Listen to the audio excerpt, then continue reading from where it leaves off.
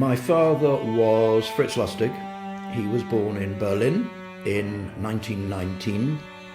My dad was the youngest of 4 children who grew up in a very ordinary middle-class family of Jewish origin but not practicing Jews. In fact, all of his siblings and he were baptized into the Lutheran Church. So they didn't think of themselves as Jews. The Nazis thought differently. One of the extraordinary things is that although the Nazis came to power in 1933, huge numbers of German Jews believed that that was just a phase of history that would pass, and if they sat tight, they'd be fine. It wasn't until the pogrom of Kristallnacht in November 1938 that I think a lot of German Jews, including my father's family, realized that things were going from bad to worse. A large number of German Jews decided they had to get out. And of course it wasn't easy because there were very few countries prepared to take them. There were so-called quotas. A lot of them wanted to go to the United States. It was a long waiting list. Coming to the UK was really very difficult indeed. He got out in the spring of 1939, so only a matter of months before the outbreak of the Second World War. His older sister had left Germany in the early 30s. His older brother, who was very politically active on the left, anti-Nazi movement, also left earlier than my father. His parents, my grandparents, only left Germany in 1940, after the outbreak of war, and they spent the war years in Portugal, where one of their daughters was living. My father, as a teenager, had become a very keen and very talented musician. He played the cello. The condition of him coming to the UK was that he enrolled as a builder's apprentice, and his parents were extremely unhappy about that because they worried he might damage his hands. However, the relatives in the UK said, hang on a minute, what matters more to you, his career as a budding cellist or getting out of Nazi Germany? He came to the UK and started as a builder's apprentice. He actually quite liked it. In 1940, when the Nazis had overrun France and were massing on the northern French coast, Winston Churchill became obsessed with the possibility that they were going to try to invade the UK and that there would be some kind of fifth column of Nazi sympathizers already here who would help the Germans occupy Britain.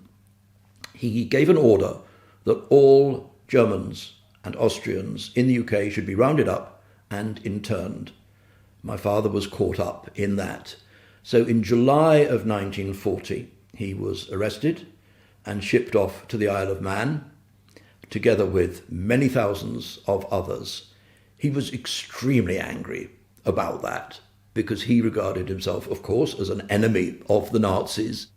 He learnt that it was possible to enroll in the British Army directly from the internment camp. He enrolled in the Pioneer Corps, which was really the lowest of the low. It was the only bit of the army at that time that foreigners could enroll in. Something like 10,000 German refugees joined the British Army. And because of my father's talent as a musician, he was very soon enrolled in army orchestra to play concerts for other soldiers. He hated it. It wasn't what he regarded as the most effective way for him to fight Hitler, and B, the music that was played was not his taste in music. I've got quite a lot of documents dating from his time in the army, and this is actually from when he first joined up in 1941. I hereby certify that I understand the risks which have been fully explained to me, to which I and my relatives may be exposed by reason of my employment in the British Army outside the United Kingdom. Notwithstanding this, I certify that I am willing to be employed in any theatre of war. Signed, Private Fritz Lustig, on the 31st of July, 1941. My father spent 3 years in the Pioneer Corps, playing his cello, getting more and more frustrated, watching anxiously the progress of the war, obviously. And then through a series of coincidences, through a relative who had a friend who was in the British Army Intelligence Corps, he was asked if he would be interested in applying for a transfer out of the Pioneer Corps into the Intelligence Corps. Of course, he leapt at the chance. So in mid-1943, he was told to come to London to attend an interview in Northumberland Avenue, just down from Trafalgar Square, where he had an interview with a group of people. He used to describe it sitting around a horseshoe-shaped table, asking him all kinds of things. He was then asked to come back for a second interview in the afternoon. Wasn't given any indication as to whether he would be transferred or not, but then a short time later received a telegram, I think, just telling him to report to a particular station on the end of the London Tube line, Chalfont and Latimer, where he would be met for his next assignment in the Intelligence Corps. He did tell us that he was surprised and somewhat shocked at how much they knew about his family background. They knew that he'd been in touch with his parents, who by this time were living in Portugal. What they didn't know, he was relieved to discover, was that he had at that time been flirting with the British Communist Party. But either they didn't know that or they didn't care about it. I think they just wanted to kind of work out what kind of guy he was.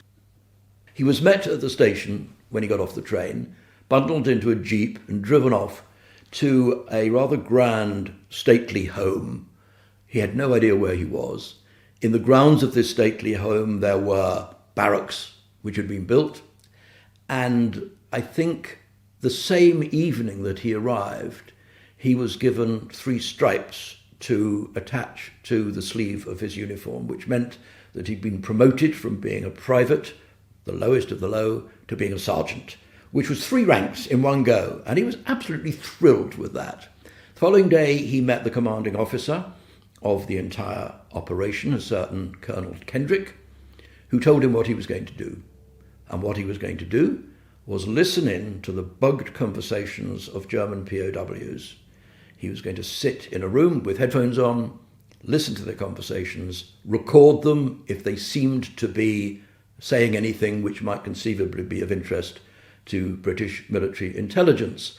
And my dad always recalled the exact words that Colonel Kendrick used to him, which was something to the effect that what you do here now will be of more use than if you were on the front line holding a machine gun.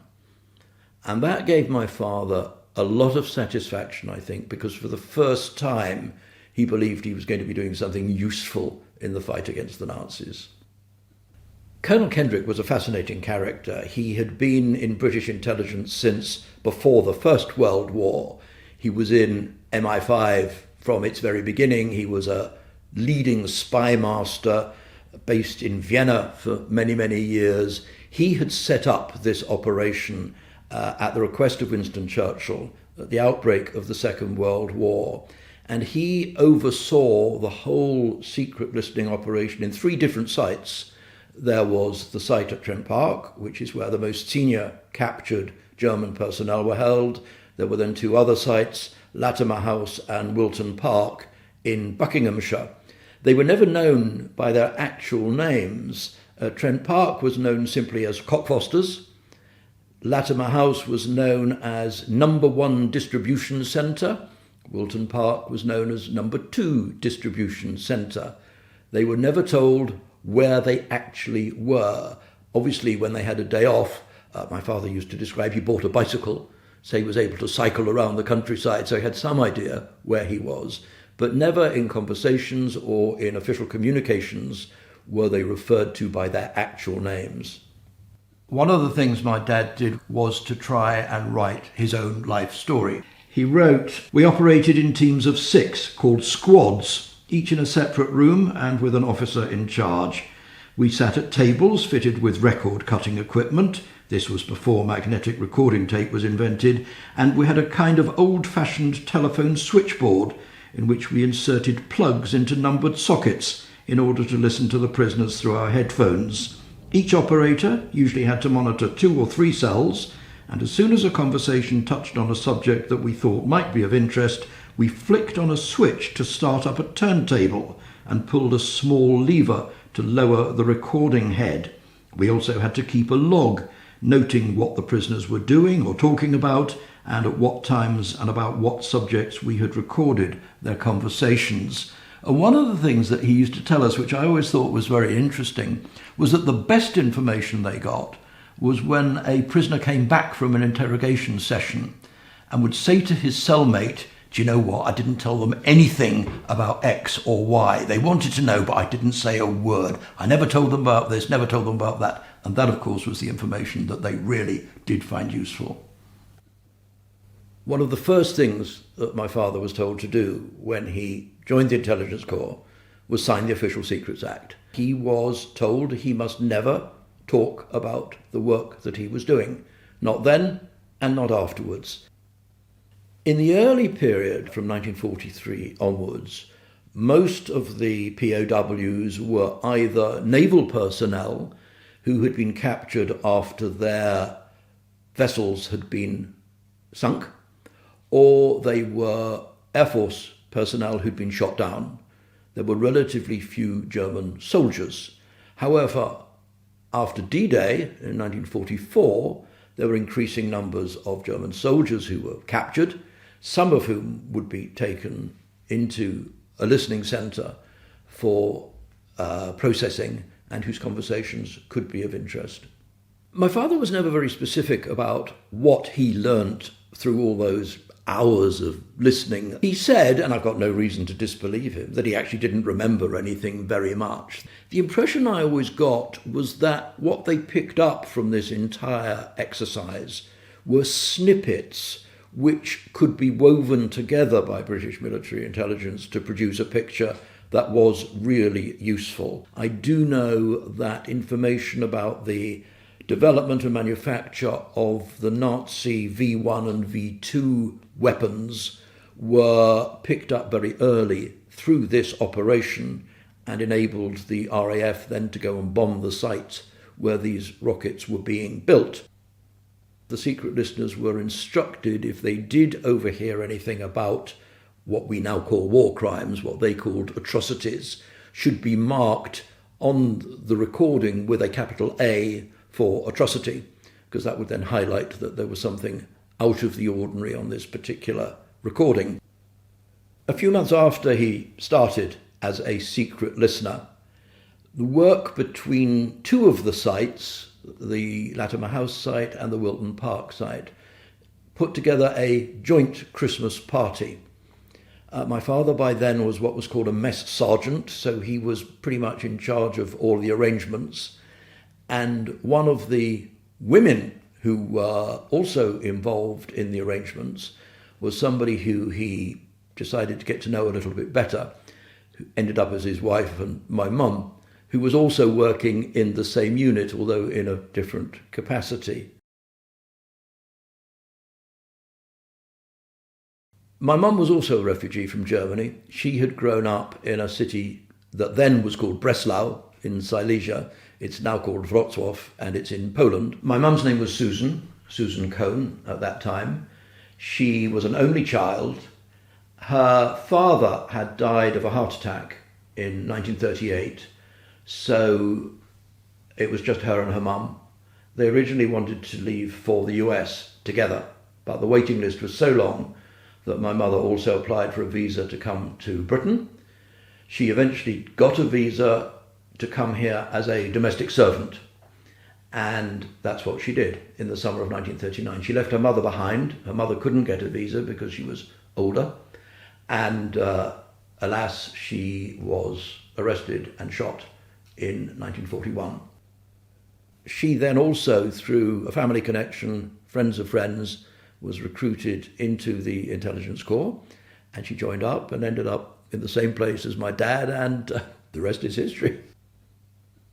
The women who were involved in the secret listener operation weren't themselves listeners, for the rather bizarre reason that it was felt that some of what they would be overhearing was unsuitable for women's ears, because the POWs were all men, and what men spoke to each other about might not be appropriate. So the women were mainly in clerical and administrative positions. My mother was involved in filing transcripts, sending on transcripts deciding to whom they should be distributed depending on the material involved.